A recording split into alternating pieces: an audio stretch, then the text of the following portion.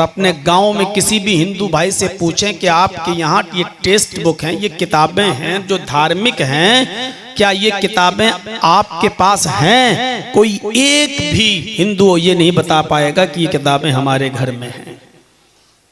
आप उनसे कहो कि ये किताबें पढ़ते हो तो वो कहेंगे पढ़ना तो छोड़ो, हमने देखा नहीं कि ऋग्वेद कैसा होता है, अथर्ववेद कैसा होता है, सामवेद कैसी होती है, यजुर्वेद देखी भी नहीं होगी उन्होंने। वो जो किताबें पढ़ रहे हैं उनका नाम है रामचरितमानस या गीता,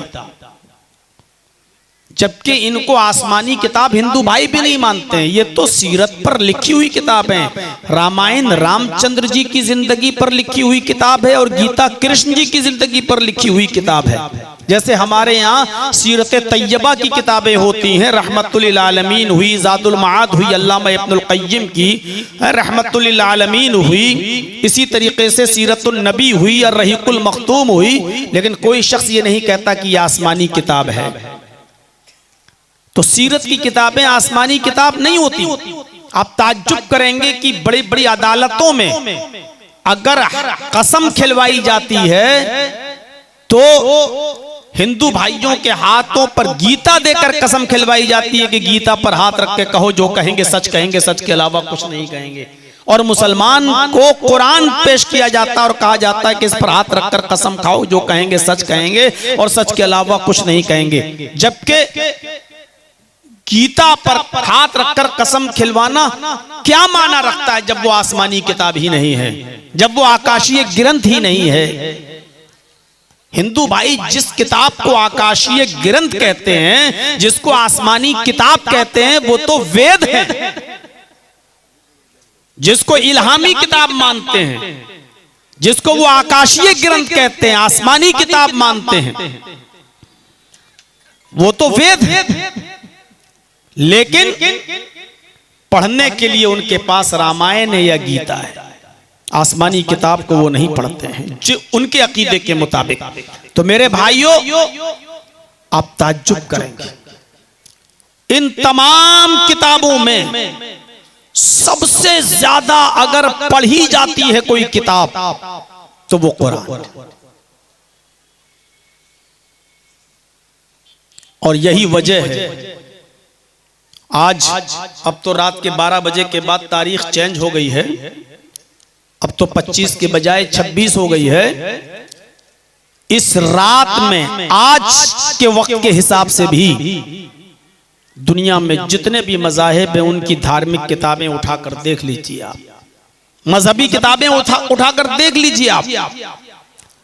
उनसे आप ये सवाल करिए, मात्र महज ये सवाल करिए कि वो किताब कैसी है। मसलन ईसाइयों से पूछो इंजील कैसी किताब है, बेटा बैठ जाओ, क्या बात।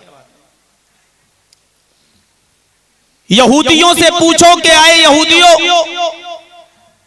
तौरात कैसी किताब है। या ये सवाल आप खुद इंजील से पूछो, आए इंजील बता कि तू कैसी किताब है। पूरी तौरात पढ़ डालिए और तौरात से पूछिए क्या है तौरात बता कि तू कैसी किताब है। ऋग्वेद, यजुर्वेद, सामवेद, अथर्ववेद से पूछिए, एक एक लाइन पढ़ डालिए इन तमाम किताबों की और पूछिए, आए वेदों बताओ तुम कैसी किताब हो।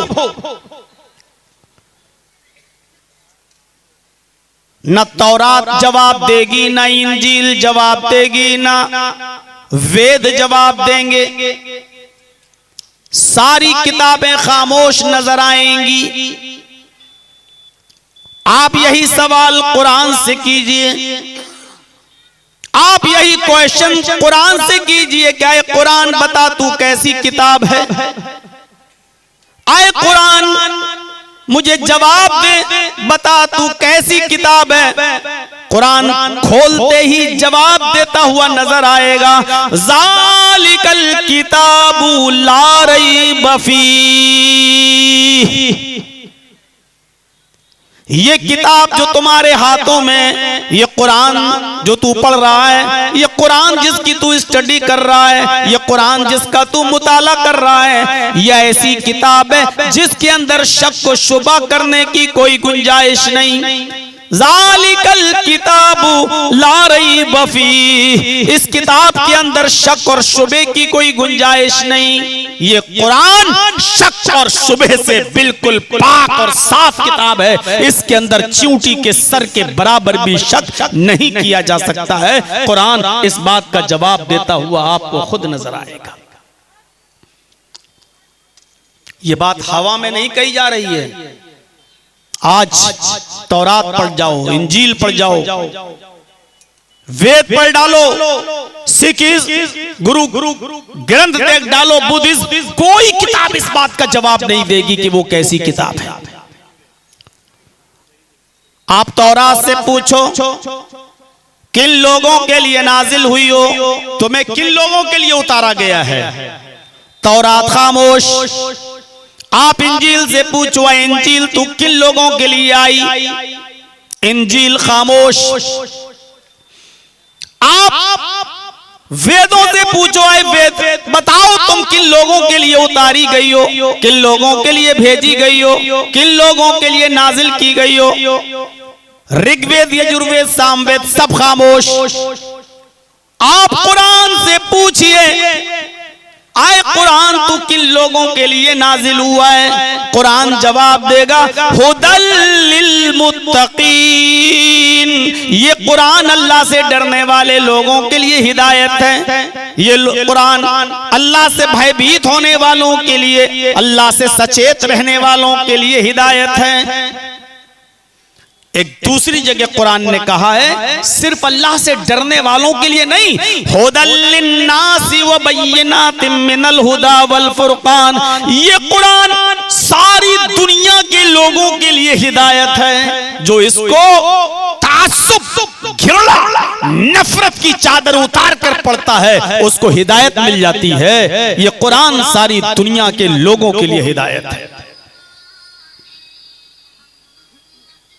अबू जहल ने घृणा और नफरत की नजर से उस कुरान करीम को देखा, हिदायत नहीं मिली। वो सोचता था कि मुझे रसूल क्यों नहीं बनाया गया, इस मोहम्मद को नबी क्यों बना दिया गया। नफरत और तासुब की ऐनक से कुरान सुना, हिदायत नहीं मिली। हजरत उमर फारूक ने हिदायत की ऐनक लगाकर नफरत और तासुब की चादर उतार कर कुरान को सुना।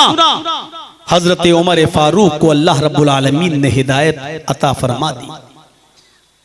कितने लोग कुरान करीम को पढ़कर समझकर इस्लाम ले आए, और कितने ऐसे हैं वसीम रिजवी जैसे लोग जो सुप्रीम कोर्ट में एप्लीकेशन देते हैं कि कुरान की 24 आयतों को निकाला जाए। ये लोगों को की मानसिकता को खराब करती हैं, जिहाद के लिए उभारती हैं और मारने और कत्ल करने की ट्रेनिंग देती हैं।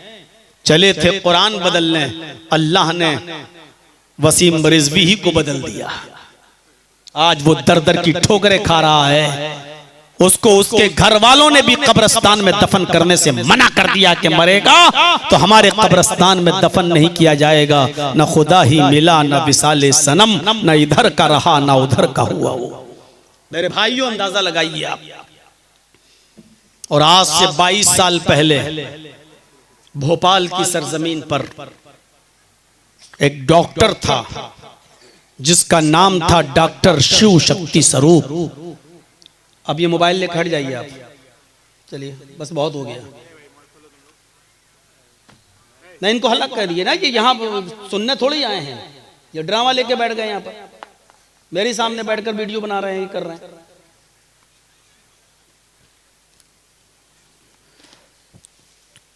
भोपाल की सरजमीन पर जो डॉक्टर था उसका नाम था डॉक्टर शिव शक्ति स्वरूप। नहीं आप लोग सामने से बना रहे हैं ठीक है, ये बगल में बैठ के बना रहे हैं, बताइए स्टेज पे बैठ गए हैं और सामने। डॉक्टर शिव शक्ति स्वरूप को किसी मुसलमान ने कुरान गिफ्ट में दे दिया, English Quran, MBBS MS doctor. और गौर से सुनिए मेरे भाइयों, डॉक्टर शिव शक्ति स्वरूप MBBS MS डॉक्टर, उसने कुरान पढ़ा और पूरा कुरान नहीं पढ़ा,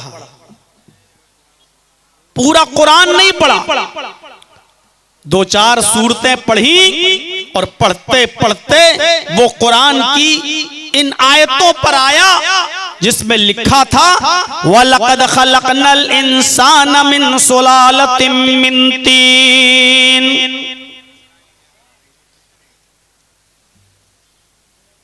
यहां से उसने 2-3 आयतें पढ़ी कि हमने इंसान को मिट्टी के सत से पैदा किया, मिट्टी के एसेंस से पैदा किया, उसके खुलासे से पैदा किया, उसके निचोड़ से पैदा किया,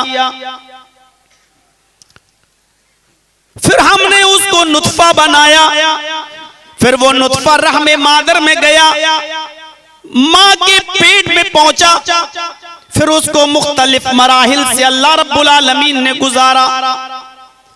पहले वो जमा हुआ खून बना, फिर खून के बाद गोश्त का लोथड़ा बना, गोश्त के लोथड़े के बाद हमने उसकी हड्डी बनाया, फिर हड्डियों के अंदर भी हमने गोश्त चढ़ाया।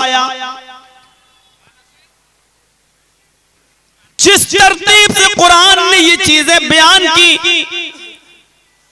जिस तरतीब से, जिस नंबर से कुरान ने ये चीजें बयान की, डॉक्टर शिव शक्ति स्वरूप कुरान की ये चंद आयतों को पढ़ने के बाद हैरान रह जाता है। वो कहता है कि अल्ट्रासाउंड मशीन यही बताती है कि माँ के पेट में पहले नुत्फा जाता है, फिर जमा हुआ खून बनता है, फिर अल्लाह फिर उसी खून को गोश्त का लोथड़ा बनाता है, फिर गोश्त के लोथड़े में हड्डी बनाता है, फिर हड्डियों के ऊपर गोश्त चढ़ाता है। जिस तरतीब से कुरान ने बयान किया है, आज की साइंस कहती है कि इसी तरतीब से बच्चा मां के पेट में बनता है, इसी तरतीब से बच्चा मां के पेट में बनता है। और ये बात मुहम्मदुर रसूलुल्लाह मोहम्मद बता रहे हैं, जिन्होंने किसी से ABCD नहीं पढ़ी, जिन्होंने किसी से छोटा बड़ा नहीं पढ़ा, जिनको किसी उस्ताद ने नहीं पढ़ाया। इतनी बड़ी मेडिकल साइंस 1400 साल पहले मोहम्मद को किसने बता दी?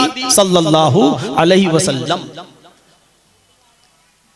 भाई ये तो डॉक्टर को भी अल्ट्रासाउंड मशीन देखने के बाद पता चला, डॉक्टर को भी नहीं मालूम।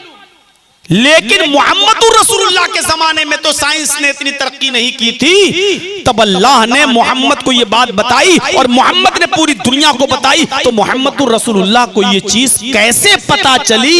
इसका मतलब ये है कि ये कुरान आसमानी किताब है, अल्लाह के अलावा ये बात तो कोई नहीं जानता है, इसलिए ये कलाम अल्लाह का कलाम है। डॉक्टर शिव शक्ति स्वरूप ने बस यही आयत पढ़ी और पढ़ने के बाद वो इस्लाम कबूल कर लेता है। अल्हम्दुलिल्लाह वो भोपाल की कबाड़ी मार्केट नंबर 2 में आकर अहले हदीस मस्जिद में आकर इस्लाम कबूल करता है और आज भी वो अहले हदीस है और सिर्फ अकेला इस्लाम कबूल नहीं करता है, उसकी बीवी जिसका पहले नाम सरस्वती था, आज उसका नाम खदीजा है और उस वक्त उसकी 8 साल 9 साल की बेटी भी उसके साथ इस्लाम लाती है, जिसका अब नाम आयशा है।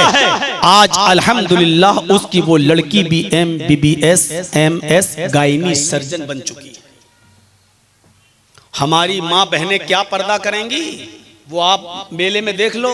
ये मुसलमानों के घरों में पैदा होने वाली बेटियां, मुसलमानों के घरों में जन्म लेने वाली बच्चियां आज देखिए चूड़ियां और लिपस्टिक लगा लगा कर पहन पहन कर और पायलें बजा बजा कर आज बाजारों में घूम रही। हमारी बेटियां और बहनें क्या पर्दा करेंगी? जो डॉक्टर शिव शक्ति स्वरूप जिसका आज नाम इस्लामुल हक है, उसकी बेटी आज भी पर्दा करती है और 9 साल की उम्र से पर्दा कर रही है। उसने MBBS किया तो पर्दे के साथ किया है। आज भी जब वो को स्कूटी चलाते हुए हॉस्पिटल जाती है तो उसके हाथों में ग्लव्स और उसके पैरों में मोजे सॉक्स होते हैं, उसका चेहरा छिपा हुआ होता है। आज डॉक्टर बनने के बाद भी उसने जो पर्दे में रहकर खिदमत खल्क किया और लोगों का इलाज करती है, हमारी बेटियां और हमारी बहनें क्या पर्दा करेंगी?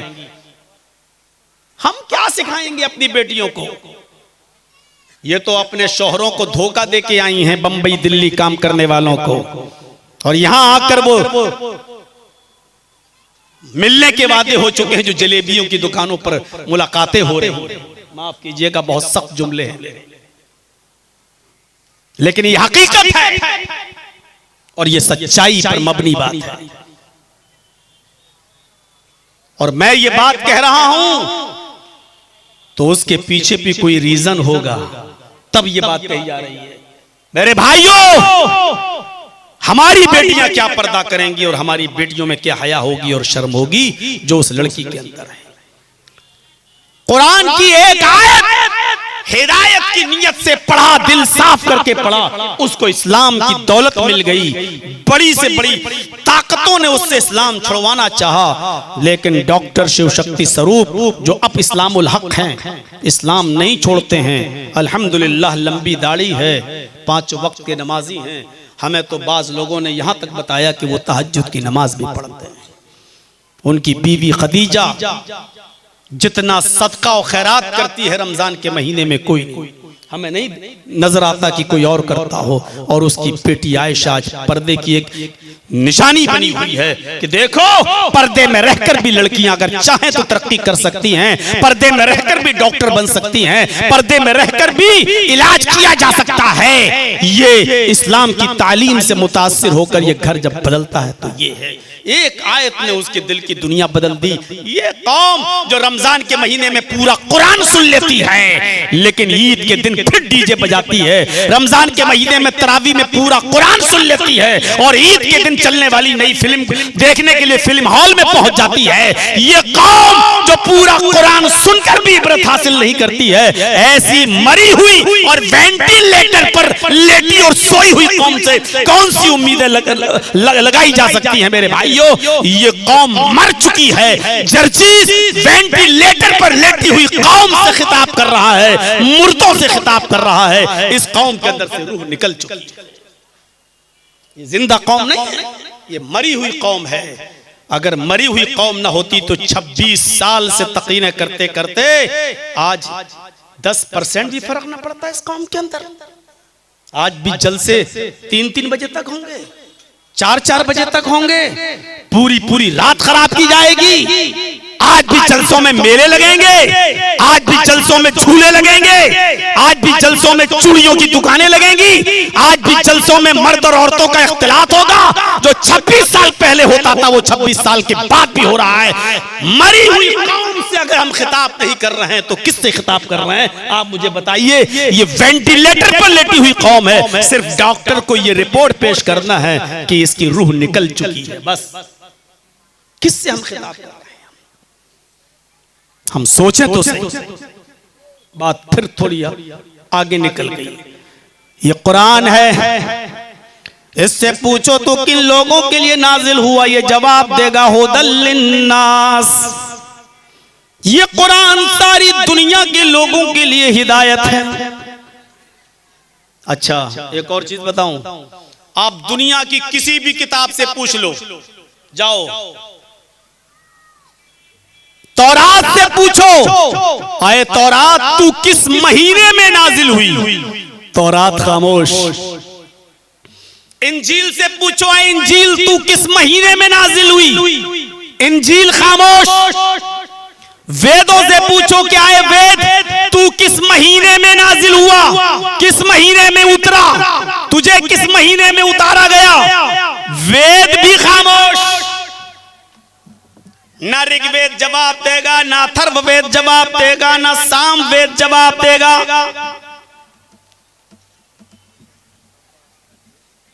ना तौरात जवाब देगी, ना इंजील जवाब देगी।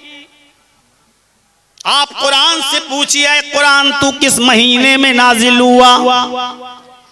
आप कुरान से पूछिए कुरान तू किस महीने में उतरा, आप कुरान से पूछिए क्या कुरान किस महीने में नाजिल हुआ, कुरान जवाब देगा शहरु रमजान अल्लज़ी उन्ज़िला फ़ीहिल कुरान, रमजान का महीना वो बाबरकत महीना है जिस महीने में कुरान नाजिल किया गया।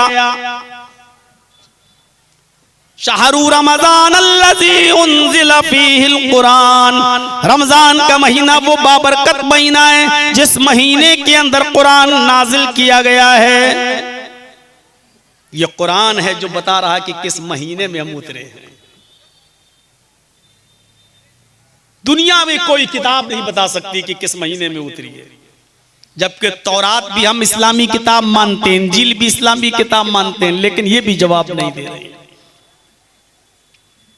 कुरान जवाब दे रहा है कि वो किस महीने में उतरा, और कुरान महीना ही नहीं बतला रहा है, कुरान 2 कदम आगे चलकर कहता है कि हम रमजान के महीने में तो उतरे हैं, लेकिन ये भी बता देते हैं कि दिन में उतरे हैं या रात में उतरे हैं। इन्ना अंज़लनाहु फी लैलतिल क़द्र, हमने इस कुरान करीम को लैलतुल क़द्र में उतारा है, हमने इस कुरान करीम को शब क़द्र में उतारा है, हमने इस कुरान करीम को रमजान की ताक रातों में से किसी एक रात में हमने इस कुरान करीम को नाजिल किया है। ये कुरान लैलतुल क़द्र में उतारा गया, शब क़द्र में उतारा गया, रात में उतारा गया। ये कुरान ने हमें ये भी बता दिया, इतनी कंप्लीट किताब है ये कुरान, जिससे हमारा रिश्ता टूटा हुआ है।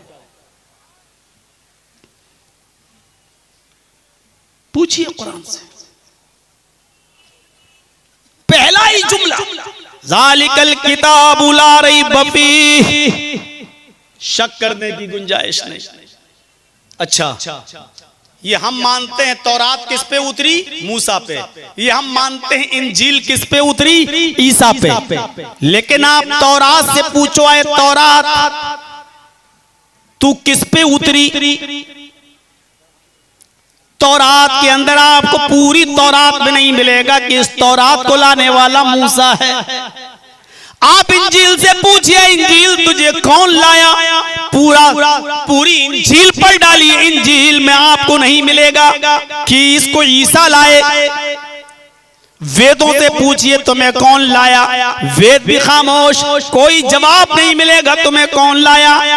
लेकिन कुरान से पूछिए कुरान तुझे कौन नबी लेकर आया, तुझे कौन सा रसूल लेकर आया, कुरान जवाब देगा नुज़्ज़िला अला मुहम्मद, ये कुरान मोहम्मद रसूलुल्लाह के पाकीज़ा दिल अतहर पर नाजिल किया गया है, ये कुरान मोहम्मद रसूलुल्लाह पर उतारा गया है। ये है कंप्लीट जवाब। कैसी किताब कुरान बताएगा, किन लोगों के लिए कुरान बताएगा, किस महीने में नाजिल हुआ कुरान बताएगा, रात में नाजिल हुआ कि दिन में कुरान बताएगा, किस नबी पर उतरा ये भी कुरान बताएगा। और इसीलिए डंके की चोट पर ऐलान करता है, सब परेशान है, सब परेशान हैं। हिंदुस्तान के अंदर भी बहुत से लोग परेशान हैं कि ऐसी सुरक्षित किताब हम मुसलमानों को परेशान कर सकते हैं, हम मस्जिदों में ताले लगा सकते हैं, हम मस्जिदें शहीद कर सकते हैं, हम अजानों पे पाबंदियां लगवा सकते हैं, हम मस्जिदें गिरवा सकते हैं, सब कुछ कर सकते हैं, लेकिन मुसलमानों की पढ़ी जाने वाली किताब कुरान में एक नुक्ते की भी तब्दीली नहीं कर सकते हैं। इस बात को लेकर सब परेशान हैं। मुसलमान को भी नाम बदलकर कुछ और रखवाया जा सकता है, हमारी लड़कियों को भी मुर्तद बनाकर सिंदूर लगवाया जा सकता है और मंदिरों में उनका निकाह पढ़वाया जा सकता है, और ये सब काम वो कर रहे हैं। लेकिन अफसोस ये है कि वो लाचार हैं, मजबूर हैं, वो ये सब कुछ कर सकते, लेकिन कुरान का एक लफ्ज तो बहुत दूर की बात, एक नुक्ता भी अगर बदलना चाहें तो नहीं बदल सकते हैं। इनकी नानी मर जाएंगी लेकिन कुरान का एक नुक्ता नहीं बदल सकते हैं। सारी किताबें बदल गई। और है कोई मां का लाल उठे और डंके की चोट पर ऐलान करे और कहे कि हमारी किताब बिल्कुल सच है, हमारी किताब आज तक नहीं बदली गई है, वो ये गारंटी लेकर कहे कि हमारी किताब में कोई तब्दीली नहीं हुई है। यहूदियों में ये कहने की जुर्रत नहीं, ईसाइयों में ये कहने की जुर्रत नहीं, हमारे हिंदू भाइयों में ये कहने की जुर्रत नहीं कि वो ये कह सकें कि हमारी किताब बिल्कुल नहीं बदली गई। अरे गोरखपुर की गीता और बंबई की गीता बदल गई, रामचरितमानस और वाल्मीकि रामायण बदल गई। रामचरितमानस में रामचंद्र जी को भगवान कहा गया और वाल्मीकि रामायण में राम को पुरुष इंसान कहा गया। जब ये रामायणें बदल गई तो किताबें कितनी चेंज हुई हैं। कोई मां का लाल उठ नहीं सकता जो कह सके कि हमारी किताब बिल्कुल सुरक्षित है, महफूज है। हाँ, अगर किसी मुसलमान को कहो तो मुसलमान तो छोड़ो, ये 10 साल 12 साल और 15 साल का बच्चा अलिफ लाम मीम से लेकर वन्नास की सीन तक पढ़ के सुना देगा और कहेगा कि अगर दुनिया में कोई किताब अपनी असली शक्ल में मौजूद है तो वो सिर्फ कुरान है। आज जो 1400 साल पहले मोहम्मद पे उतरा था वही कुरान हमारे सीनों में महफूज है। अगर वो कोई किताब है तो कुरान करीम। लंदन में एक यूनिवर्सिटी है जिसका नाम है ऑक्सफोर्ड यूनिवर्सिटी। ऑक्सफोर्ड यूनिवर्सिटी में हिंदुस्तान के 3-4 दोस्त रहते थे। उन लोगों का रूम एक था और चारों लोग मिलकर रहते थे। एक यहूदी था, एक ईसाई था, एक हिंदू था, एक मुसलमान था। 4 लोग एक ही रूम में रहते थे क्योंकि एक ही कंट्री के थे, इसी हिंदुस्तान के थे। एक दिन ये चारों दोस्त एक लाइब्रेरी में स्टडी कर रहे हैं और इत्तेफाक देखिए, हिंदू वेद पढ़ रहा था, यहूदी ओल्ड टेस्टामेंट तौरात पढ़ रहा था, ईसाई बाइबल इंजील पढ़ रहा था, मुसलमान कुरान की तिलावत कर रहा था। और चारों लोग एक ही टेबल पे थे। बड़ी मोहब्बत और दोस्ती थी इन चारों में। बात छिड़ गई, बात छिड़ गई और छिड़ी तो ये छिड़ी, मुसलमान कहने लगा कि आए मेरे ईसाई दोस्त, तुम जो किताब पढ़ रहे हो इसका नाम क्या है? उसने कहा न्यू टेस्टामेंट, इंजील। पूछा यहूदी से, दोस्त तुम जो किताब पढ़ रहे हो ये क्या है? उसने कहा ओल्ड टेस्टामेंट यानी तौरात। उस हिंदू लड़के का नाम था कृष्णा मेनन। उसने कृष्णा मेनन से, हिंदू से पूछा कि तुम क्या पढ़ रहे हो? उसने कहा कि मैं वेद पढ़ रहा हूं, ऋग्वेद। मुसलमान ने थोड़ा सा मजा लिया। ईसाई से पूछा कि आए ईसाई, ये कैसी किताब है? उसने कहा ये आसमानी किताब है। यहूदी से पूछा कि तुम्हारी किताब कैसी है? उसने कहा ये भी आसमानी किताब है, अल्लाह की तरफ से उतरी है। हिंदू से पूछा, कृष्णा मेनन ने भी कहा हमारी किताब भी ईश्वरीय ग्रंथ है, आसमानी किताब है, ये भी आसमान से उतरी है। मुसलमान ने थोड़ा सा और मजा लिया। उसने ईसाई से पूछा, अच्छा अभी इतना ही पूछा कि इन लोगों ने सवाल किया, आए मुसलमान मेरे दोस्त तुम भी तो बताओ कि तुम जो किताब पढ़ रहे हो ये कैसी किताब है? तो मुसलमान ने कहा हम जो पढ़ रहे हैं वो कुरान है और ये भी आसमानी किताब है। मुसलमान ने कहा ईसाई मेरे दोस्त ये बताओ कि तुम्हारी इस किताब को लाने वाला नबी कौन? ईसाई ने जवाब दिया जीसस, ईसा अलैहिस्सलाम। उसने फिर पूछा यहूदी से, तुम्हारी इस किताब का लाने वाला नबी कौन? उसने जवाब दिया, मोसेस, मूसा अलैहिस्सलाम।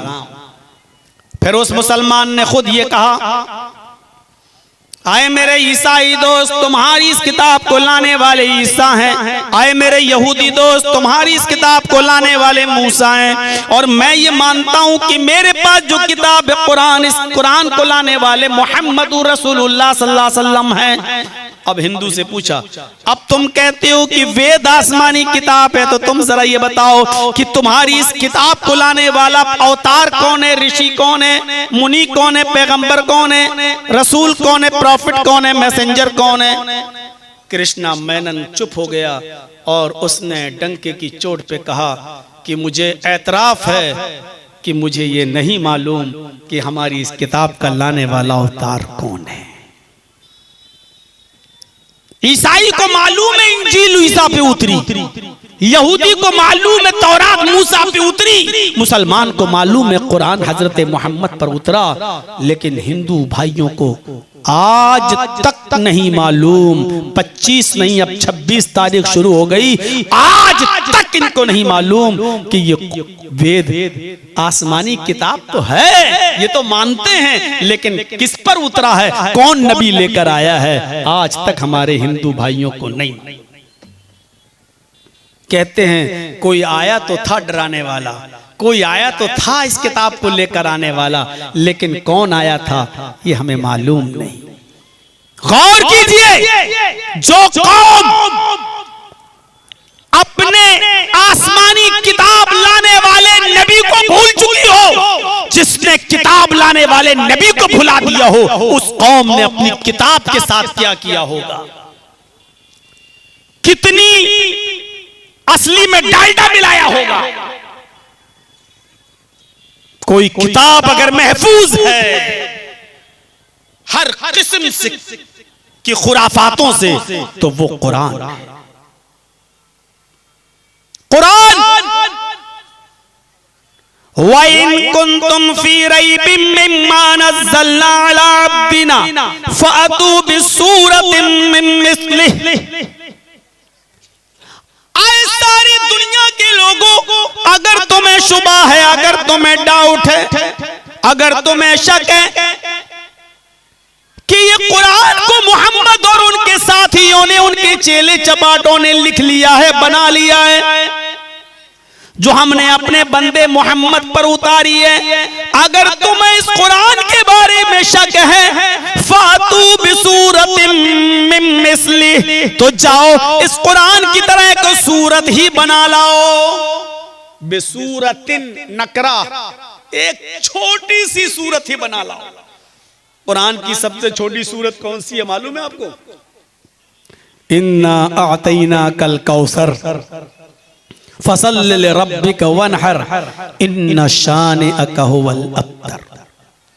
ये कुरान की सबसे छोटी सूरत है। अल्लाह ने कहा अगर तुम्हें इस कुरान करीम के बारे में शक है तो जाओ कुरान करीम की एक छोटी सी सूरत की तरह कोई सूरत बना लाओ। आज 1400 साल हो चुके हैं, आज भी यहूदियों में बहुत बड़े बड़े यहूदी मुल्क ऐसे हैं जहां अरबी बोली जाती है, ईसाइयों के मुल्क ऐसे हैं जहां अरबी बोली जाती है। आज भी अरब यहूदी, अरब ईसाई, बड़े से बड़े अरबी जानने वाले मिल गए, लेकिन मिलने के बावजूद छोटी से छोटी सूरत की तरह कोई दूसरी सूरत नहीं बना सके।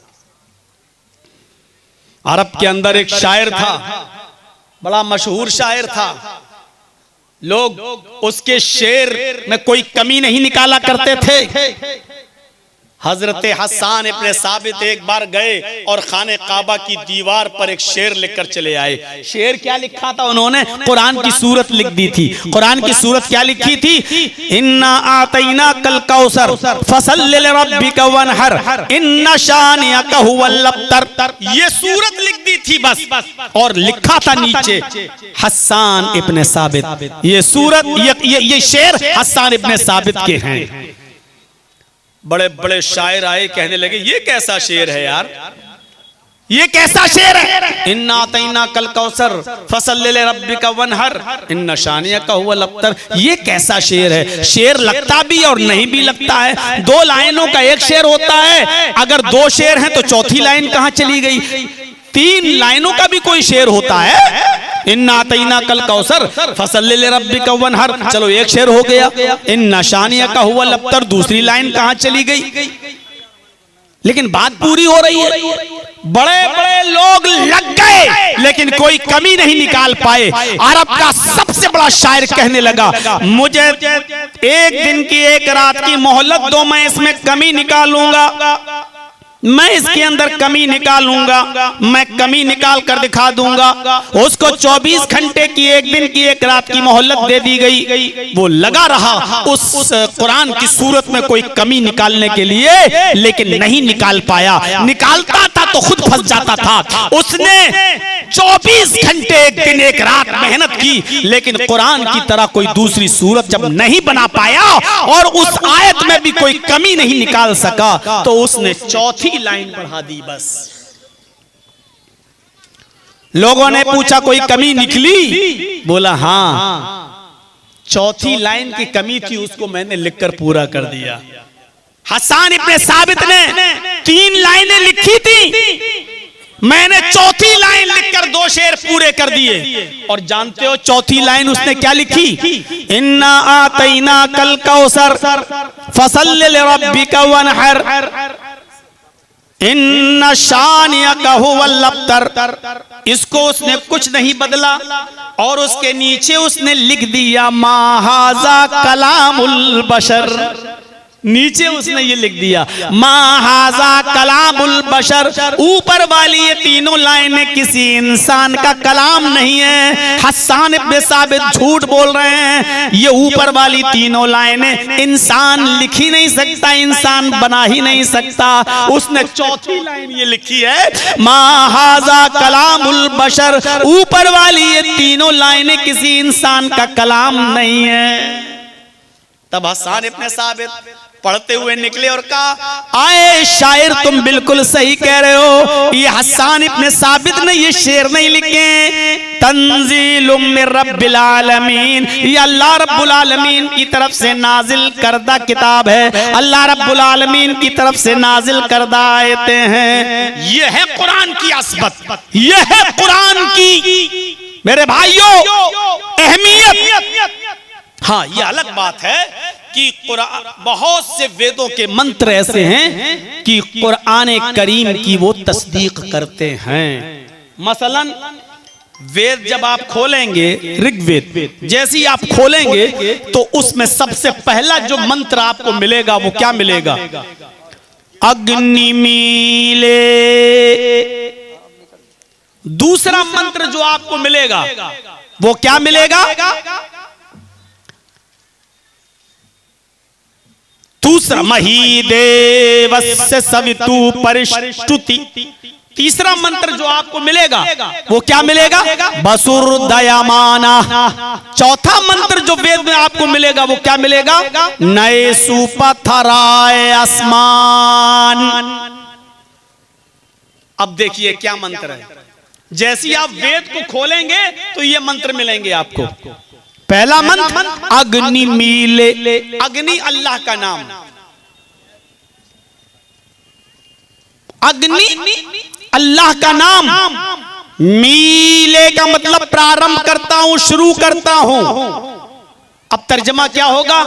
अग्नि मीले, मैं शुरू करता हूं अल्लाह के नाम से। अग्नि मीले, मैं प्रारंभ करता हूं अल्लाह के नाम से।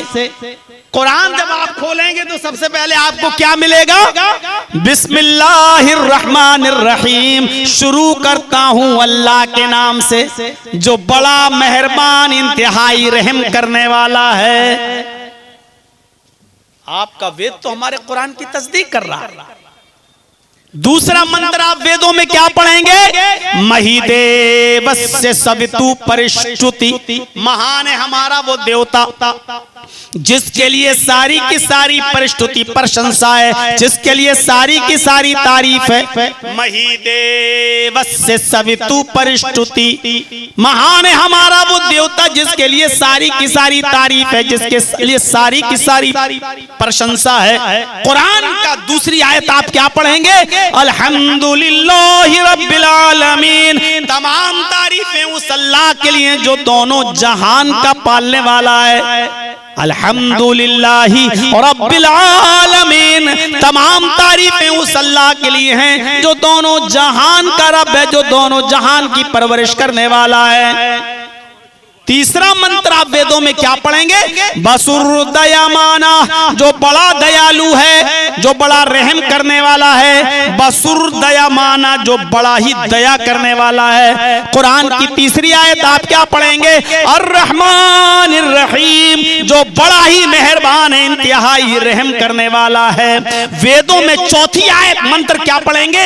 नए सुपथराय आसमान, सुंदर पथ रास्ता, राय चला आसमान हमारे फायदे के लिए। हाय नाव को पार लगाने वाले, हाय मुसीबतों को दूर करने वाले, हमको सुपथराय आसमान, सुंदर रास्ते पे चला, हमको सीधे रास्ते पे चला, हमको सुंदर पथ पर सुंदर रास्ते पे चला। कुरान क्या कहता है? इहदीना सिरातल मुस्तकीम, हाय अल्लाह हमको सिराते मुस्तकीम पे चला, हमको सीधे रास्ते पे चला। ये वेदों के मंत्र हमारे कुरान की तस्दीक करते हैं। ये अलग बात है कि वेदों में तब्दीली हुई है, ये अलग बात है कि वेदों में चेंजिंग हुई है, ये अलग बात है कि वेदों में तब्दीली हुई है मेरे भाइयों, लेकिन वेद हमारे कुरान की तस्दीक कर। बहुत से ऐसे मंत्र मिलेंगे जिनमें तस्दीक छलकती हुई नजर आती है, कभी नमाज की शक्ल में, कभी कलमे की शक्ल में। हम लोग कलमा पढ़ते हैं, ला इलाहा इल्लल्लाह या अशहदु अल्ला इलाहा इल्लल्लाह। हिंदू धर्म में एक मंत्र है जिसको अनकही कहा जाता है। हर पंडित मरने से पहले अपने बेटे को वो अनकही के जुमले बताता है कि मेरे बेटे मरने से पहले ये वर्ड पढ़ लेना, वरना तुम स्वर्ग में नहीं जाओगे। वो अनकही के जुमले क्या हैं? ला इलाहा हरण पापन इल्लल्लाह परम पिदम, ला इलाहा हरण पापन इल्लल्लाह परम पिदम। बेटे मरने से पहले ला इलाहा पढ़ लेना, हरणे पापन, तेरे सारे पाप हरण हो जाएंगे। हरणे पापन, पाप मिट जाएंगे। अल्लाह के नबी ने क्या कहा? इन्नल इस्लाम यहदिमु मा कान क़ब्ला, इस्लाम ले आओ सारे गुनाह मिट जाएंगे। यानी अब तक तुमने जो गुनाह किए हैं, कुफ्र और शिर्क किया, कलमा पढ़ लो ला इलाहा इल्लल्लाह, ये कलमा पढ़ते ही तुम्हारे सारे गुनाह माफ हो जाएंगे। कलमे की शक्ल में ये कलमा मौजूद है, ला इलाहा इल्लल्लाह, अल्लाह के अलावा कोई माबूद नहीं। एकम ब्रह्मा द्वितीय नास्ति नास्ति किंचन, इस ब्रह्मांड का रचयिता और रचनाकार एक है, इस दुनिया का बनाने वाला एक है। द्वितीय नास्ति, दूसरा नहीं है, नेह नहीं है, बिल्कुल नहीं है, ना ना हरगिज नहीं है, किंचन जरा सा भी नहीं है। इस दुनिया का बनाने वाला एक है, दूसरा नहीं है, बिल्कुल नहीं है, कतई नहीं है, हरगिज नहीं है, जरा सा भी नहीं है। ये तौहीद है वेदों में, ये तौहीद है वेदों में। यचतियो यो पिम्मिम्मा नस्तस्मा देविशोरी ऋषा, उसी से मांगो वही सब कुछ देने वाला है। यचतियो यो पिम्मिम्मा, उसी से मांगो वही देने वाला है। नस्तस्मा देविशो, उसके अलावा कोई भी देवी देवता तुम्हें कुछ नहीं दे सकता। नस्तस्मा देविशोरी ऋषा, उसके अलावा कोई भी देवी देवता तुम्हें कुछ भी नहीं दे सकता। इसी को कुरान ने कहा, उदऊनी अस्तजिब लकुम, मेरे बंदो तुम मुझसे मांगो, मेरे बंदो मुझे पुकारो, मैं तुम्हें दूंगा। वला तदऊ मिन दूनिल्लाहि मा ला यनफउका वला यदुर्रुक फइन फअलत फइन्नका इज़म मिनज़्ज़ालिमीन। अल्लाह को छोड़कर तुम किसी ऐसी हस्ती को मत पुकारो जो तुम्हें न नफा पहुंचा सकती है न नुकसान पहुंचा सकती है। और अगर तुमने अल्लाह को छोड़कर किसी दूसरी हस्ती को पुकारा, किसी दूसरी हस्ती से मांगा, फइन्नका इज़म मिनज़्ज़ालिमीन, तो तुम जालिमों में लिखे जाओगे, तुम्हारा शुमार जालिमों में होगा। ये तौहीद वेदों में मिलेगा। भाई इस्लाम की बुनियाद जो 5 चीजों पर रखी गई है, उनमें पहली चीज यही है ना, बुनियल इस्लाम वाला खम्सिन शहादत ला इलाहा इल्लल्लाह व अन्ना मुहम्मदर रसूलुल्लाह। पहली चीज इस्लाम की बुनियाद में ये कलमा है जो वेदों में मिलता है। दूसरी चीज वो इकामिस सलाह, नमाज पढ़ो। हिंदू धर्म के अंदर भी नमाज है। कृष्ण जी 5 टाइम की नमाज पढ़ा करते थे।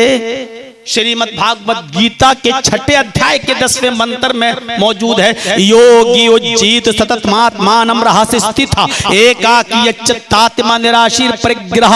हाय अर्जुन, जब पूजा करो तो पूरे शरीर का योग कर लो, पूरे शरीर के साथ झुक जाओ। पूजा में पूरे शरीर का योग करो। कोई हिंदू पूरे शरीर का योग करता है? बस जहेज वाली गाड़ी मिली है, सामने हनुमान जी की मूर्ति हिलाई, 10 किलो की खोपड़ी बढ़ गया, इसके अलावा कुछ होता है? पूरे शरीर का योग नहीं होता। पूरे शरीर का योग नमाज में है। आप देख लीजिए शुरू से लेके आखिर तक। ये देखिए हाथ की एक्सरसाइज, अल्लाह अकबर, ये उंगलियां आपकी ऐसे बिल्कुल ये, और ये आपकी हथेली कांधों के बराबर, और ये आपकी उंगलियां ये कानों की लौ के बराबर ऐसे। ये है रफुल यदैन का सही तरीका। गए नमाज पढ़ना, अल्लाह अकबर, अबे मक्खी मारने गया था क्या तू? ये नमाज नहीं है। गया ये कोई रफुल यदैन है? रफुल यदैन ये है उंगलियां इस तरीके से बंद रहे, ये अंगूठा ये आपकी हथेली कांधे के बराबर और ये कानों की लौ के बराबर, इस तरीके से आप रफुल यदैन करें। ये 3 तरीका है नियत बांधने का।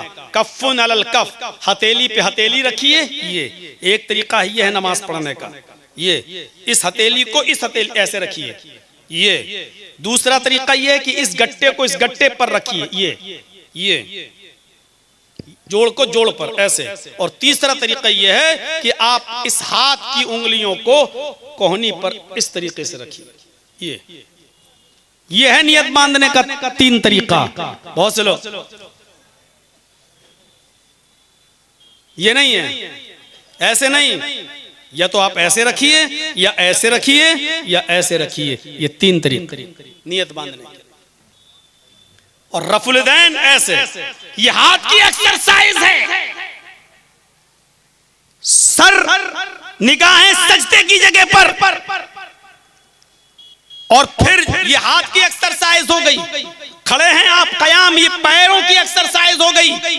अब आप रुकू जब करेंगे तो आपकी उंगलियां खुली हुई होनी चाहिए, ये ऐसे, और ये घुटना आप इन हथेलियों से मजबूती से पकड़ेंगे, हाथ टाइट रहेंगे, पीठ की रीढ़ की हड्डी बिल्कुल सीधी रहेगी, कमर इतनी सीधी होनी चाहिए कि पानी का रखा हुआ बर्तन अगर आपकी पीठ पर रखा जाए तो गिरने ना पाए। ये रुकू जब आप करेंगे तो आपकी नसें खिंचेंगी, आपकी रीढ़ की हड्डी के कमर के दर्द की एक्सरसाइज होगी, कमर की एक्सरसाइज होगी, आपका मस्कुलर पेन खत्म होगा, आपकी रगें खुलेंगी। डॉक्टर आपके बाबा रामदेव ने कहा है, बाबा रामदेव ने अल फज़्लु मा शहिदत बिहिल आदा, फजीलत उसी को कहते कि दुश्मन भी जिसका एतराफ कर ले। का जो लोग 5 वक्त की नमाज पढ़ते हैं उनको किसी एक्सरसाइज की जरूरत नहीं, नमाज तो खुद एक्सरसाइज है। लेकिन रुकू वैसा ही होना चाहिए, ये नहीं अल्लाहु अकबर सुभान रब्बिल अज़ीम सुभान रब्बिल अज़ीम सुभान समी अल्लाहु लिमन हमीदा अल्लाहु अकबर, वो कौवे की चोंचों वाला नहीं। आप रीढ़ की हड्डी ठीक कीजिए, पीठ सीधी कीजिए, पानी का भरा हुआ बर्तन आप पे रखें तो गिरना ना पाए। जब आप पूरी तरीके से सीधे हो जाएं और बिल्कुल टाइट आपकी पीठ हो जाए, उसके बाद आप दुआ पढ़िए, सुब्हानक अल्लाहुम्मा रब्बना व बिहम्दिका अल्लाहुम्मा इग़फिरली।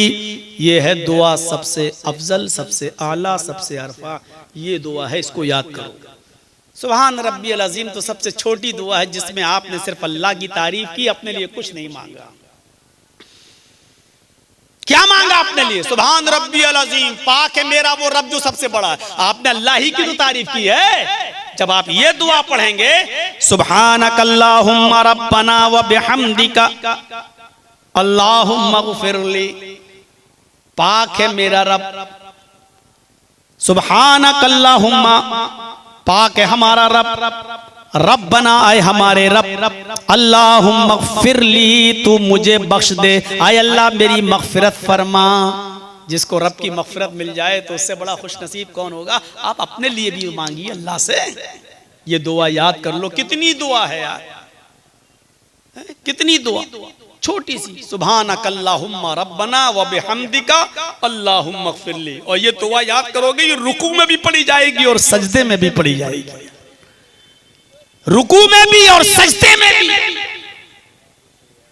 याद कर लो इस दुआ को, बहुत मुबारक दुआ है, बहुत प्यारी दुआ है। पूरी नमाज में आप अल्लाह से मांगने ही तो जाते हो, रुकू में भी मांगिए और सजदे में भी मांगिए। आपका रब बहुत मेहरबान है, मग़फ़िरत कर देगा। मग़फ़िरत मांगोगे तब, बच्चा जब रोता है तब माँ दूध पिलाती है, अब बच्चा भूखा है, बंदा मांगेगा नहीं, अल्लाह क्यों देगा? मांगो, कहता है मेरा रब, बंदे तू मांग, जब तू मांगता है तो मुझे अच्छा लगता है। ऐसे बंदे भी अल्लाह को पसंद नहीं जो 24 घंटे इबादत ही इबादत करते रहें और उनसे अनजाने में भी कोई गुनाह ना हो। आप कहेंगे मौलाना ये क्या कह रहे हो आप? हाँ, ऐसी मखलूक तो थी अल्लाह के पास जिनसे कोई गुनाह ना हो, ऐसी मखलूक तो थी अल्लाह के पास, फरिश्ते। हर वक्त 24 घंटे अल्लाह की हम्द सना में लगे रहते हैं, अल्लाह की तारीफ में, अल्लाह की बड़ाई में, अल्लाह की इबादत में लगे रहते हैं। फिर उसने इंसानों को क्यों पैदा किया? हमें और आपको उसने इसीलिए पैदा किया, जज़ाकुमुल्लाहु अहसन, इसीलिए पैदा किया कि उसको ऐसी मखलूक की जरूरत थी जो दुनिया में आए, अल्लाह की इबादत करे, दुनिया में उससे गुनाह भी हो, और जब गुनाह हो तो वो अल्लाह से अपने गुनाहों की माफी मांगे। उसको ऐसी मखलूक की जरूरत थी, इसलिए उसने हमें और आपको पैदा किया। और कहता है अल्लाह, मेरे बंदो, अगर तुम दुनिया में गुनाह करना छोड़ दो और तुमसे बिल्कुल कोई गुनाह ना हो, फरिश्ता बनने की कोशिश करोगे तो हम तुम्हें मिटा देंगे, तुम्हें हलाक कर देंगे। यस्तब्दिल कौमन गैरा कौमिन, हम तुम्हारी जगह पर दूसरी कौम ले आएंगे जो गुनाह करेगी और अल्लाह को पुकारेगी, अल्लाह से अपने गुनाह की माफी मांगेगी। अल्लाह को अच्छा लगता है जब कोई बंदा उससे अपने गुनाह की माफी मांगता है। मांगते हो? गुनाह हो जाते हैं, ठीक है, इंसान है, लेकिन माफी भी तो मांगो। जानबूझकर गुनाह न करो, अचानक हो जाए, धोखे से हो जाए, और जानबूझकर भी अगर कभी हो जाए तो ऐसी तौबा करो कि अल्लाह आइंदा कभी इस गुनाह के करीब नहीं जाएंगे। इसलिए पूरी नमाज आप देख लीजिए, अल्लाहु अकबर, अल्लाहुम्मा बाइ, पहला जुमला सुब्हानकल्लाहुम्मा व बिहम्दिका व तबारक अस्मुका, ये दुआ है, मैं ये नहीं कह रहा हूँ, लेकिन बुखारी में नहीं है ये दुआ। बुखारी की जो हम आपके सामने पढ़ रहे हैं वो सबसे आला और अरफा और सबसे बेहतर दुआ ये है। अल्लाहु अकबर कहकर जब आप नियत बांधे तो पहले लफ्ज क्या पढ़ेंगे? अल्लाहुम्मा बाइद बैनी व बैना खताया। हाय हाय, क्या जुमले हैं। आय अल्लाह, मेरे गुनाहों को, मेरी खताओं को तू दूर कर दे। कितना दूर? कमा बाअत्ता बैनल मशरिक़ि वल मग़रिब, जितनी दूरी पूरब और पश्चिम के दरमियान है, जितनी दूरी तूने मशरिक और मगरिब के दरमियान रखी है, पूरब और पश्चिम के दरमियान रखी है, उतनी दूरी तू मेरे गुनाहों में और मेरे दरमियान कर दे। यहीं से मांगना शुरू हो रहा है। फिर अल्लाह की तारीफ करने के बाद इहदिना सिरातल मुस्तकीम सिरातल लज़ीना अनअमता अलैहिम गैरिल मग़दूबि अलैहिम वलद्दाल्लीन। ये अल्लाह से मांग तो रहे हो आप अपने लिए। फिर रुकू में जाइए, सुब्हानकल्लाहुम्मा रब्बना व बिहम्दिका अल्लाहुम्मा ग़फ़िरली, यहां पर भी मांगिए। समी अल्लाहु लिमन हमिदा रब्बना व लकल हम्द हम्दन कसीरन तय्यबन मुबारकन फी। अल्लाहु अकबर कहकर सजदे में जाइए तो फिर कहिए, क्या कहिए? सुब्हानकल्लाहुम्मा रब्बना व बिहम्दिका अल्लाहुम्मा इग़फिरली। फिर अल्लाह से मग़फ़िरत मांगिए, फिर सजदे से उठिए, दूसरे सजदे में जाने से पहले फिर पढ़िए, फिर कहिए रब्बिग़फिरली रब्बिग़फिरली। 2 बार आपको कहना है रब्बिग़फिरली रब्बिग़फिरली। यही दोनों सजदों के बीच में पढ़ी जाने वाली सबसे अफजल और सबसे आला दुआ है, रब्बिग़फिरली रब्बिग़फिरली। माफ कीजिएगा, जो लोग यह दुआ पढ़ते हैं अल्लाहुम्मा इग़फिरली वरहमनी वहदनी वआफ़िनी वरज़ुक़नी, ये दुआ ज़ईफ़ हदीस से साबित है, ये सही हदीस से साबित नहीं है। मुस्लिम शरीफ की हदीस में ये दुआ लिखी है रब्बिग़फिरली रब्बिग़फिरली। आए मेरे रब मुझे बख्श दे, आए मेरे रब मुझे बख्श दे। हाँ, इस दुआ के बाद आप ये दुआ भी पढ़ सकते हो अल्लाहुम्मा इग़फिरली वरहमनी वहदनी वआफ़िनी वरज़ुक़नी, क्योंकि मुस्लिम की हदीस में ये आया है कि अल्लाह के नबी इस दुआ को नमाज में पढ़ा करते थे। नमाज का लफ्ज आया है, दोनों सजदों के बीच का लफ्ज नहीं आया, लिहाजा दोनों सजदों का बीच भी नमाज का हिस्सा है। रब्बिग़फिरली पढ़ने के बाद आप ये दुआ भी पढ़ सकते हैं अल्लाहुम्मा इग़फिरली वरहमनी वहदनी वआफ़िनी वरज़ुक़नी। फिर सजदा कीजिए, फिर मांगिए। पूरी नमाज में मांगा ही तो जाता है अल्लाह से। सलाम फेरने से पहले क्या मांग रहे हैं? अल्लाहुम्मा इन्नी ज़लमतु नफ्सी ज़ुल्मन कसीरा वला यग़फिरुज़्ज़ुनूबा इल्ला अंता फ़ग़फ़िरली मग़फ़िरतम मिन इंदिका वरहमनी इन्नका अंतल गफ़ूरुर रहीम। आप रुकू से उठ रहे हैं, फिर सजदे में जा रहे हैं, पैर मुड़े हुए हैं, नसें खिंच रही हैं, ये आपकी मस्कुलर जो नसें होती हैं ये सब खिंच रही हैं, ब्लड सर्कुलेशन आपका बढ़ रहा है। सजदे में जब आप जा रहे हैं तो खून का सर्कुलेशन आपकी दिमाग की एक एक नस तक पहुंच रहा है। डॉक्टर मोरिस बुकाय अमेरिका का सबसे बड़ा डॉक्टर है, ब्रेन का सबसे बड़ा डॉक्टर है दिमाग का, वो कहता है कि जो लोग 5 वक्त की नमाज पढ़ते हैं और वैसा रुकू और सजदा करते हैं जैसा मोहम्मद रसूलुल्लाह ने बताया है, तो इस आदमी को रीढ़ की हड्डी की प्रॉब्लम कभी नहीं हो सकती है। और जैसा सजदा मोहम्मद ने बताया, जो वैसा सजदा करते हैं तो उन लोगों को ब्रेन हैमरेज कभी नहीं हो सकता है, क्योंकि दिमाग की एक एक रग और एक एक नस तक ब्लड का सर्कुलेशन वहां तक पहुंच जाता है, खून वहां तक पहुंच जाता है, ब्लड वहां तक पहुंच जाता है, जो दिमाग की रगों को तरोताजा कर देता है। हम और आप खड़े हैं, ब्लड दौड़ रहा है, लेकिन दिमाग की नसों तक उतना नहीं पहुंच रहा है जितना पहुंचना चाहिए। एक आदमी दिन भर में 5 बार जब सजदा करता है और सुन्नतें पढ़ता तब सजदा करता है, तो उसके खून का ब्लड सर्कुलेशन दिमाग तक पहुंचता है मेरे भाइयों। इसीलिए फरमाया मेरा बंदा सबसे ज्यादा मेरे करीब तब होता है जब वो सजदे में होता है, और सजदे में जब जाता है तो वो मेरे सबसे करीब होता है। मतलब ये कि मेरे बंदो लंबा सजदा किया करो, क्योंकि जो आदमी जितना लंबा सजदा करेगा खून का ब्लड सर्कुलेशन उतना ही ज्यादा दिमाग तक पहुंचेगा और उसकी दिमाग की नसें उतनी ज्यादा तरोताजा होंगी। ये एक मौलवी तुम्हें बता रहा है, जो काम डॉक्टरों का था, जो काम डॉक्टर्स का था वो एक मौलवी को करना पड़ रहा है। मेरे भाइयों, इससे ज्यादा आज हमारी बदनसीबी और क्या हो चुकी है। हम गौर करें और सोचें कि किस माहौल में हम और आप रह रहे हैं। तो नमाज पूरे शरीर का एक्सरसाइज, एकाकी निराशीर परिग्रह, एक अल्लाह के सामने खड़े हो जाओ। हाय अर्जुन, कृष्ण जी कह रहे हैं, हाय अर्जुन एक अल्लाह के सामने खड़े हो जाओ। यच्चत्तात्मा, अपनी आत्मा को उसी की तरफ लगा दो। यच्चत्तात्मा, निराशीर, सबसे निराश हो जाओ। परिग्रह, लेकिन ऊपर वाले से निराश मत होना।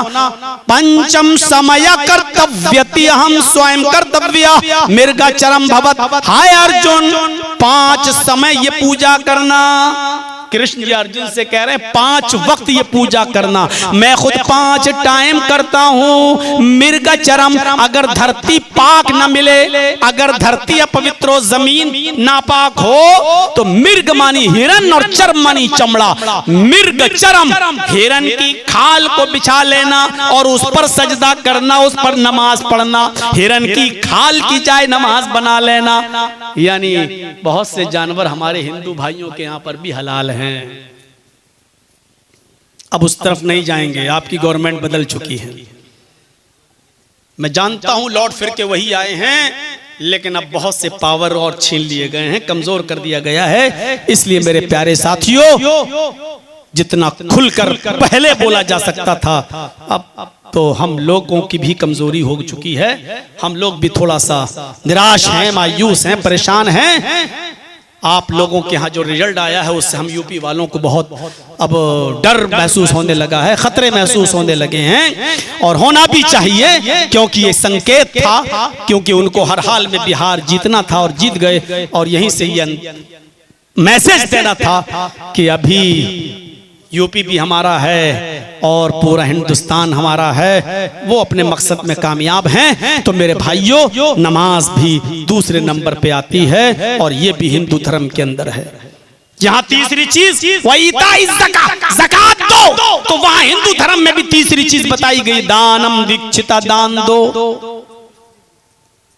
हिंदू धर्म में भी दान है। हमारे यहां चौथी चीज, रमजान के रोजे रखो। हिंदू धर्म में भी व्रतधारी, व्रत, उपवास, फास्ट। हाँ, हमारे और हिंदू धर्म के रोजे में थोड़ा नहीं, बहुत बड़ा फर्क है।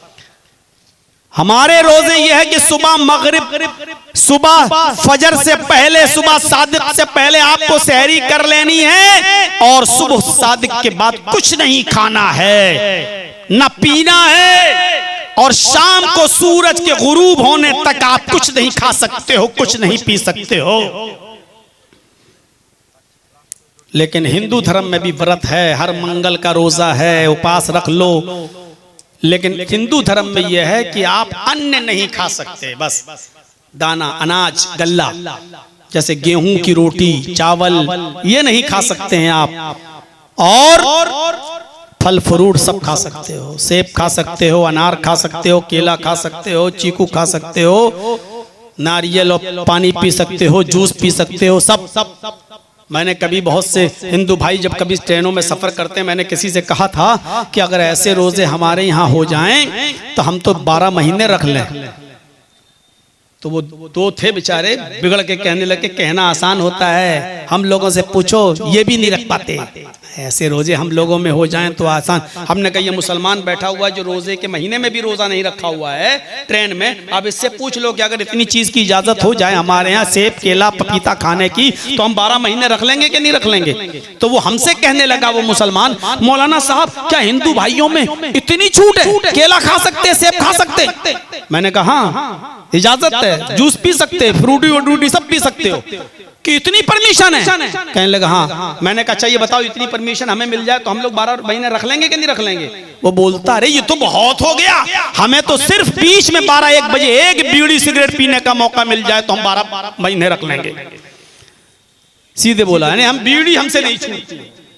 उसने सब चौपट कर दिया कमीने ने। इतनी मेहनत से हम समझा रहे थे उसको, उसने कहा कि सिर्फ एक बीड़ी पीने का मौका मिल जाए, 12-1 बजे आप लोग इंटरवेल कर दिया करो, 5 मिनट के लिए बीड़ी सिगरेट पीने की छूट मिल जाए, हम 12 महीने रख लेंगे। तो रोजा हिंदू भाइयों में भी है, रोजा हमारे यहाँ पर भी है, शक्ल थोड़ी सी बदल गई। और 5वीं चीज, वतहुज्जल बैत, हज करो। हिंदू धर्म में भी हज है, हमारे यहाँ है हज, उनके यहाँ है तीर्थ यात्रा। वो भी गंगा जाते हैं। हम लोग भी ऐसे शहर में जाते हैं जहां जमजम है, हम लोग जमजम लाते हैं, वो गंगा जल लाते हैं। हम लोग भी बिना सिला हुआ कपड़ा हालत एहराम में पहनते हैं, वो लोग भी बिना सिला हुआ कपड़ा पहनते हैं। हमारे यहाँ पर भी कुछ पाबंदियां हैं, उनके यहाँ पर भी कुछ पाबंदियां हैं।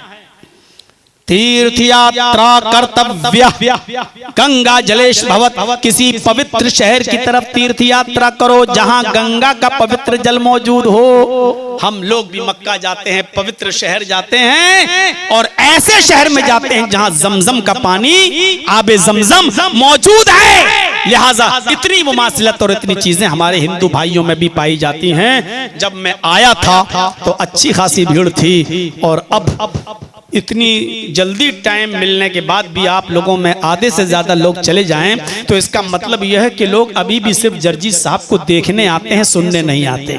या फिर मेले में चूड़ियां खरीदने आती हैं हमारी माँ बहनें, और जलेबियां खरीद के चली जाती हैं अपने बच्चों को लेकर। इस आदमी ने बड़ी मेहनत की है, शीश मोहम्मद ने। जब तक हम कटिहार से बैठ नहीं गए गाड़ी पर और यहाँ के लिए रवाना नहीं हुए, इस आदमी ने फोन कर करके मेरा दिमाग खा लिया। मौलाना साहब पहली बार बुला रहे हैं, ऐसा ना हो कि हमारी इज्जत का जनाजा निकल जाए। मौलाना साहब लोग क्या कहेंगे, आपको आना। मैंने कहा भाई मैं आ चुका हूँ, मैं यही हूँ, कई दिन से मैं इसी एरिया में हूँ, आपके यहाँ जाऊंगा। बड़ी मेहनत से इस आदमी ने प्रोग्राम लिया। मदरसा चलाता है, मदरसा चलाना कितना कितना मुश्किल काम है, शायद हमें और आपको उसका अंदाजा नहीं है। मुझ जैसा मशहूर आदमी, मुझ जैसा मशहूर आदमी जो चाहे तो बड़ी आसानी से मदरसा चला सकता है, चाहे तो पूरे हिंदुस्तान में अपने ताल्लुकात की बुनियाद पर हजारों अमीरों दौलतमंद लोगों से पैसा लेकर, चंदा लेकर मदरसा में चला सकता हूं। लेकिन मैंने इटावा में एक मदरसा खोला था। यकीन मानिए 2 साल के बाद हमारी हिम्मत जवाब दे गई। ताने नहीं सुन पाए। किसी ने कहा अरे चलाते हैं तो इतना खा जाते होंगे, इतना चंदा होता होगा, इतना खा जाते होंगे, ये कर जाते होंगे। मैंने कहा भैया मेरे लिए तकरीर वाली जिंदगी बेहतर है। मदरसा मैंने छोड़ दिया, बंद कर दिया।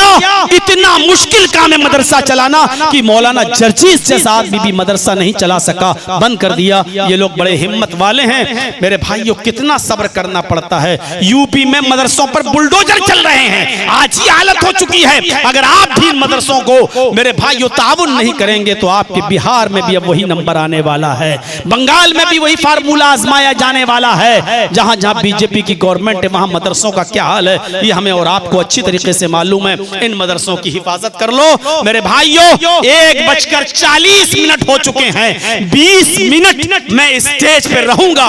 2 बजे तक आपसे मेरी सिर्फ इतनी सी गुजारिश है कि आप मेरे हाथ पर इस इदारे के लिए ताउन करें, ताकि मुझे लगे कि आप आज भी हमसे मोहब्बत करते हैं और मेरी बात मानते हैं। मैं ये भी इस इदारे के लिए मांग रहा हूं, अगर इस्लाम में हाथ जोड़ना जायज होता तो मैं आपके हाथ जोड़ लेता और अपना दामन फैला देता कि इस इदारे के लिए कुछ दीजिए। लिहाजा मेरी तकरीर बस यहीं पर खत्म होती है। अब 15 मिनट 20 मिनट बैठकर मैं इस इदारे के लिए आपके पास बैठूंगा और आपसे इस इदारे के लिए ज्यादा से ज्यादा ताउन मांगूंगा। लाइए मेरे हाथ पर देते जाइए और मुसाफा भी करते जाइए।